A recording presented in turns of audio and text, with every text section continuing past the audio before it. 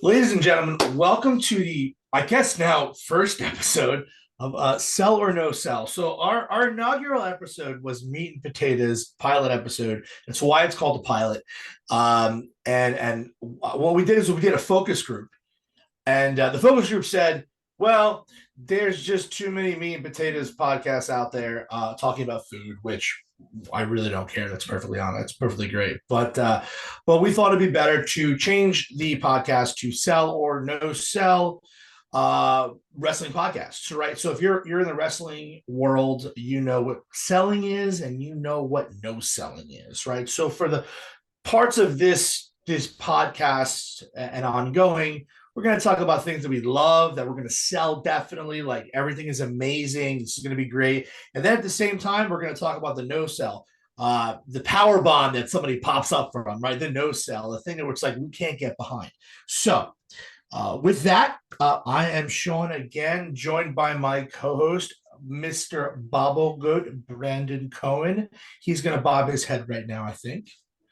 I'll say something. Ladies and gentlemen, boys and girls, children of all ages, welcome to the inaugural episode as I pass it back to my buddy Sean.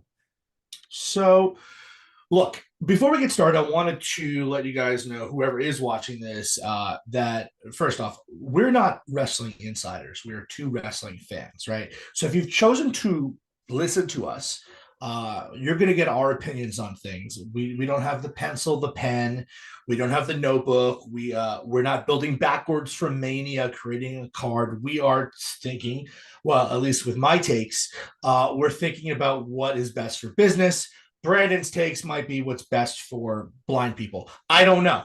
Ding! Yeah, it's definitely got to be that situation where, I'm going to try to lay out for people the best idea in the world that I think makes the most sense. Now, there's a lot to cover tonight. Right. Clearly, you see that Brandon's a little crazy. For people who are listening on the audio version, he is using his hand as a crazy thing, and he's got a 24. Oh, I get it. I get it. Oh, he's got the. You're not R-Truth. Please stop. Bro, no one is R-Truth. So he's. I'm the fucking. I'm the Bobble Goat. God, I got now I gotta edit a bleep. Oh. He's got the 24/7 belt there. I think that was that R-Truth ran around for like 57 times. That is correct. That is you get a sound effect. Yeah, you get a sound effect. No sound effects. Listen, we're gonna do our best to not play as many sound effects. If I say the word sound effect, you get a sound effect. I'll try not to say it. Don't say sound effects. People won't understand them yet. But as we kind of grow and as we have people on the podcast, we will you'll have certain sound effects that you guys are going to be familiar with, and something you won't. He just contradicted himself. Sound effect. There's stop. Okay, so listen, we got a lot to cover tonight, right? So I'm gonna take you guys through kind of the different things that we're going to talk about tonight. We want to keep the majority of podcasts to about, the idea behind it is 25 minutes of wrestling, 5 minutes of food, right? We always want to have food somewhere, right? In this situation, what we're going to do is we're probably going to jump into about 30 minutes of wrestling, 5 minutes of food. Following this up, we're going to also do a after recap show of AEW's Double or Nothing on Sunday. So where we'll recap AEW's Double or Nothing that just happened, followed by as well our our opinions on the PLE, the king and queen of Saudi Arabia, essentially, for WWE. Now, I want to jump into it, right? Because I think it's super important. We got a ton to cover. I do want to touch on Raw. I do. Before we go to Raw, and might be the time that people will understand this that are listening, right? I want to go back to SmackDown real quick, because I want to no sell something real quick. Like, you're gonna no sell, right? You're just gonna get right on into it. All right, I gotta no sell something. All right, here it is. There it is. All right, let's hear it. And I think that it's gonna be fixed, right? I hope it's fixed. So I'm a huge fan of Tama Tonga. I think I've I've said this. That is very clear. We all know Love that. Tama Tonga. Love Tama Tonga. Anyone who knows you, who talks I wrestling with love Tama you, Tonga. Right. knows that you love Tama Tonga, What and I all the do, audience deserve to know that you love Tama I Tonga. do. So, like, all right, there it is. All right. What I didn't like. I did not like what the hell he was doing on Friday. Now, if anybody is watching this that is a little older, they've watched Beavis and Butthead before, and I can only equate that walking around in the backstage with Solo there and him going all that, right? As First of all, can I just interject and say, what? I hate that. It makes Solo so bad. He is. Why does it make Solo bad? It has nothing to do with Solo. We can get into that later. I don't think it has nothing to do. What I think I'm interrupting your take. I'm sorry. I'm sorry. Yeah, because I'm trying to no sell something. So I'm trying to no sell the fact that, look, I know what they're trying to do, right? They're making him like a crazy monster, right? And I get it. And I think that at least I'll be shocked if it doesn't change. I don't necessarily think he's going to be having that Beavis and Butthead type audio to his. Again, I think that it's more of like going to be a stoic kind of murderous kind of eyes and those kind of things. Because I'll be honest, I didn't like it. And let me tell you why I didn't like it, besides it making it look like an MTV type thing. If you're going to depict Tama Tonga as a monster, right? I understand that he's going against LA Knight. LA Knight comes with a certain level of competency.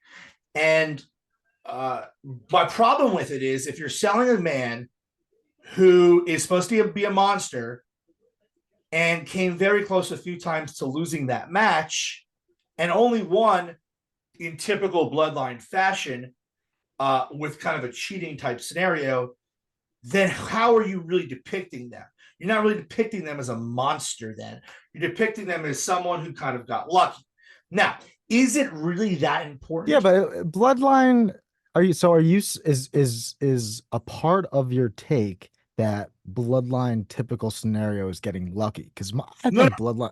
Okay. Because I kind of thought that's what I kind of interpreted it as. No. I'm no selling whatever they did with Tama Tonga. You're no selling the writing. You're no selling the writing. Well, no, I'm no selling. I don't know if it was writing, more so maybe working with a producer in how the verbalization came across. And then, yeah, I think maybe also from a producer perspective, is he a killer? Because okay. So you're no selling the overall presentation of his character. I love the entrance. I love it. It's amazing. Okay. I love him. I think I agree with you on this. If we're comparing, I think we're in agreement. Right. I'm not gonna argue this. Right. I'm gonna compare apples to apples here, right? So I'll tell you about killers, right? On Raw. And we're going to jump right into Raw, right? Because on Raw. All right, let's jump right into Raw. We're going to move right to Raw. On Raw, Raw's the freshest. Braun Breaker was depicted as a what? Killer. Killer. A monster. Killed everybody in sight, murdered everybody, got pissed off. A freaking monster, man. Right. Amazing, right? And I know some casuals who watch Raw and have the weirdest takes, and you know who I'm talking about if you're listening. And they were impressed by Braun Breaker.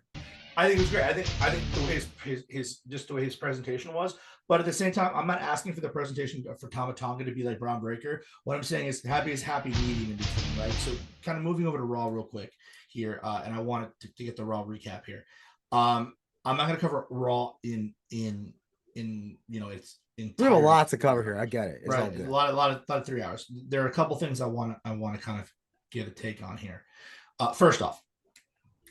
And we'll get to Braun. We already know Braun Breaker's killer, so there's no point in. Braun Breaker is a Paul Heyman guy. He's gonna be murder, a star. Right? He's a Paul Heyman guy. He's gonna be a star. He's everything. He's like a young Brock. Murder. He's being directed by Heyman. Yeah, which is great. That's all you have to say.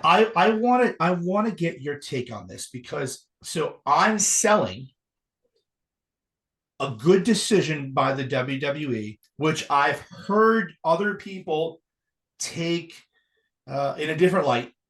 The Queen of the Ring final between Valkyria and Io Sky, and people being upset over the fact that Lyra won and Io Sky didn't. And my take is I'm selling it because I love that fresh blood. I'm selling it because I love what they're doing, right? I love WWE for years prior had a problem with creating fresh talent.